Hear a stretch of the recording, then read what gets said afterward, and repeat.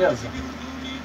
Bom, a pistola tira-mancha, o que acontece? Ela trabalha com dois pinos, tá? Um pino traseiro e um pino dianteiro. Esse pino dianteiro ele trabalha com a mola.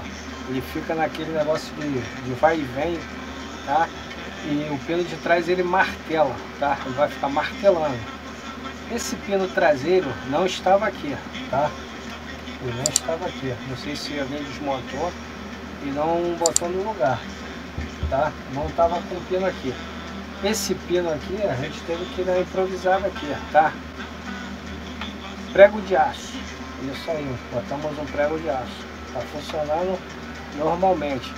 Porventura venha dar problema, a gente vai tentar comprar a peça original dela. Aí a gente repõe, tá? Mas a princípio está funcionando. A máquina de disco, o que acontece? Vai ter que substituir o disco, tá? O disco não dá para trabalhar mais, tá? Já acabou com totalmente os bicos. A engrenagem coroa e peão está boa, tá? O único problema aqui é a lubrificação, tem que lubrificar ela, senão não aguenta trabalhar, tá?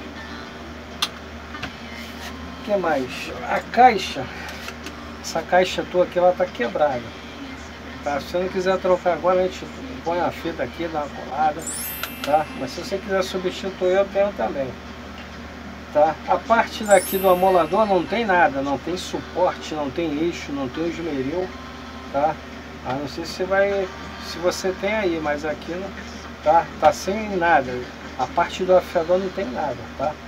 Suporte, o afiador, os eixos, o esmeril, tá?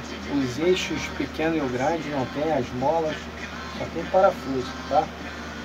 Então aqui você vai trocar disco. Se você não tiver a parte do amolador, vai ter que botar o amolador completo, tá?